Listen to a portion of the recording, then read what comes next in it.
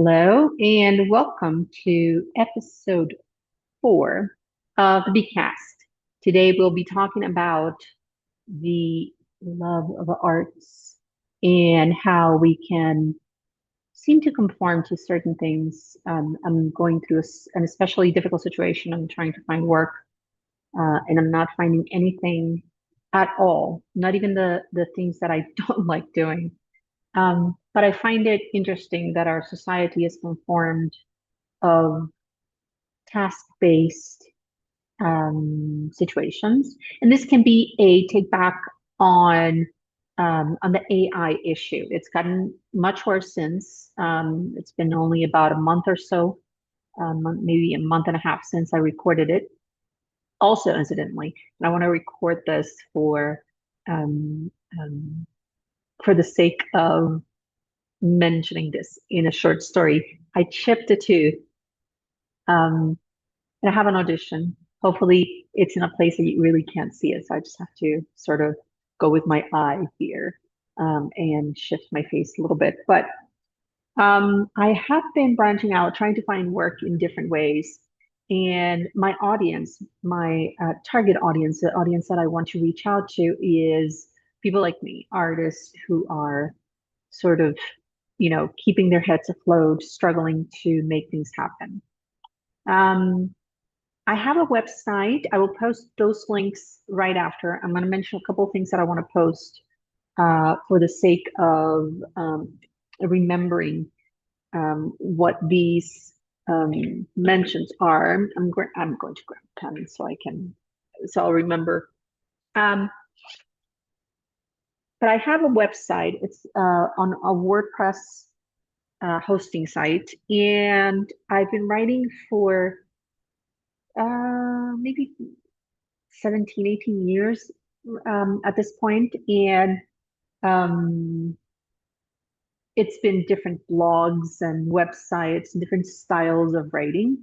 The first blog that I had was educational on purpose, and then I realized I was an artist. I love teaching, but I am an artist first and foremost. So I will post the links to this mention today. I'm writing a book of laws, and there are many other books out there. I have to figure out how to call it or what to call it and how to define it. The law of soulship was my first law that I wrote, and that's when I decided I should write about laws because they are my precepts. What I write about has to do with my belief system, and although I am not um, judgmental about other people's lives. I try to guide people and I mentor them whenever I can. I'm a coach. So my purpose in life is to be a teacher in various ways, not just in what I do, which is English teaching, but also to show you ways of restructuring, rechanneling your lives to create a much better understanding of what you do. While I navigate my own life, and I sort of came across this for another reason that I won't mention right now, but I came across the law of soulship, and I was looking through it again because I think I'm going to make these audio um, in my other YouTube channel. Uh, I have um,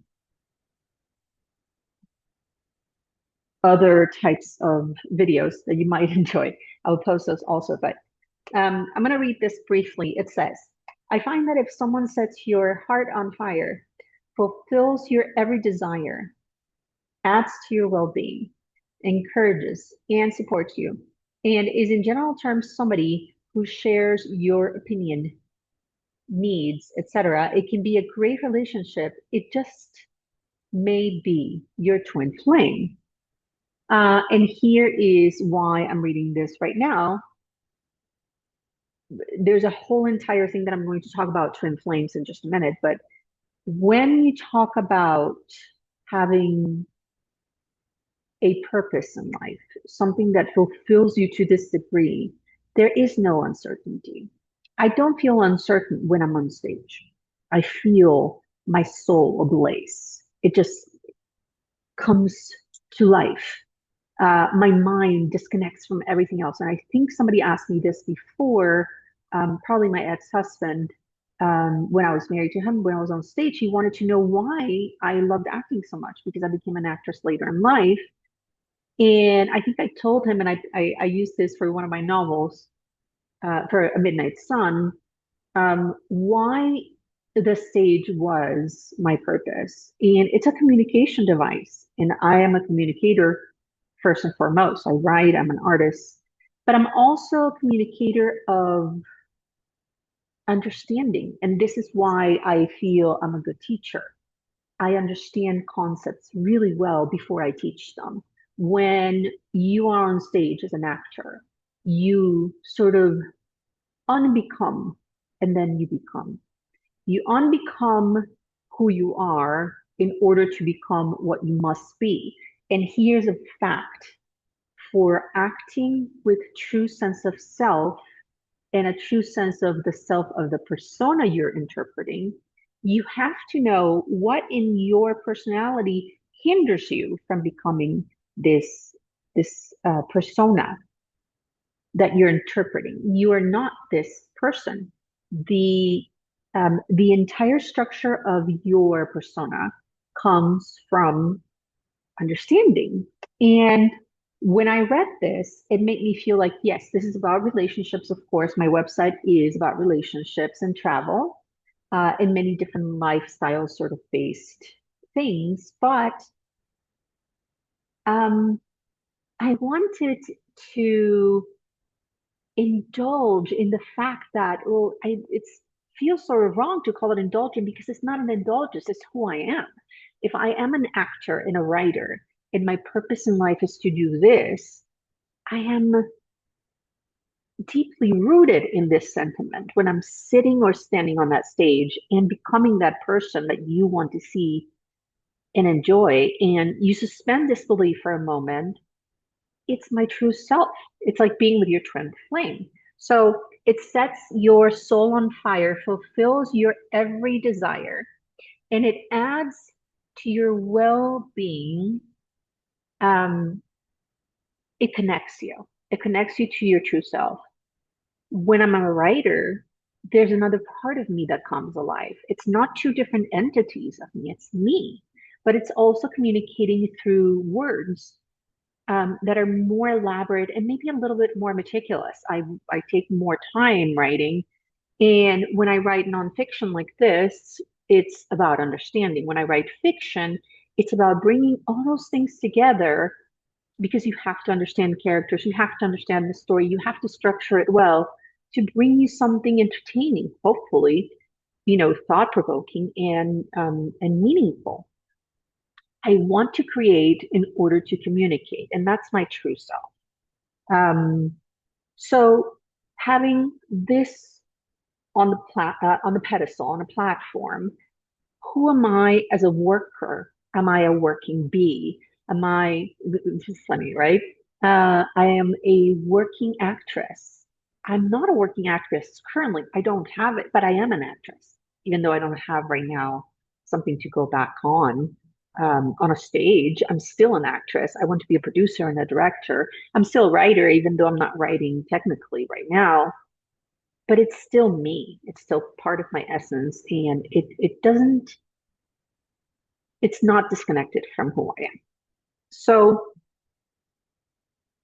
I want to make sure that what I find for work has to do with who I am. I've been applying to any type of job that will pay the bills, because paying the bills allows me to create more, but because it gives me the freedom to choose how to create. And I think in being a little bit uh, you know, entrapped by the system, the society that we live in that has to pay bills in a certain way, and it doesn't allow you to fluctuate in a way that serves your purpose.